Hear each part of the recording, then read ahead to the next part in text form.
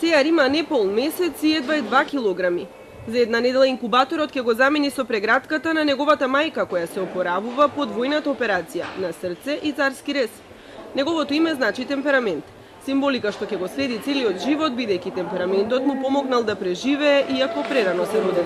Неговиот татко низ емоции се сеќава на црните прогнози што ги слушале од клиника на клиника, но пресреќени што лекарите од јавното здравство овој пат лошо процениле.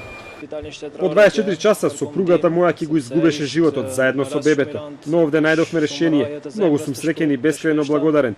Предходно се обративме на кардиологија, ни кажаа дека се е во ред и ни дадоа терапија за смирување. Не препратија на гинекологија. Таму по прегледот ни кажаа дека нема никаков проблем и дека треба да се оди на нефрологија. Отидовме и таму, но не ни дадоа никакво решение. 8 часа изгубивме залудно во државната клиника. На крај не пратија велики дека се е во ред. Ги послушавме и се вративме дома, но наредниот ден ситуацијата се влоши. Неонатолозите потврдуваат, здравствената состојба на Сеар е стабилна. Му прогнозираат квалитетен живот, но велат внимателно ќе го следат неговиот развој. Од ова што до сега го гледаме, шансите се големи да навистина и не само поднос на преживувањето, него и поднос на понатамошниот негов живот да има добар квалитет на живење.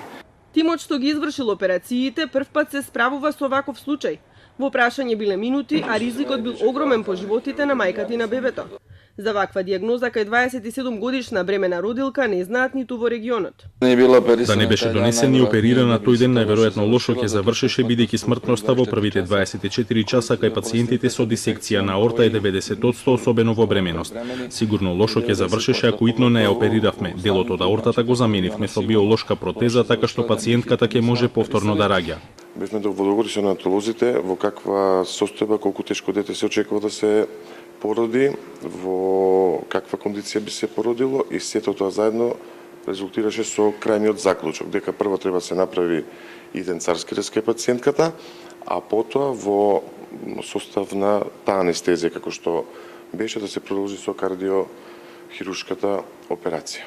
Во стручната медицинска литература ваквите случаи се реткост и 60% завршуваат фатално, објаснуваат лекарите. Велат наведени се само неколку, но примерите се во Соединетите Американски држави и говорат за бремени жени во околу 35-та недела, а не во 31-та како што е во случајот.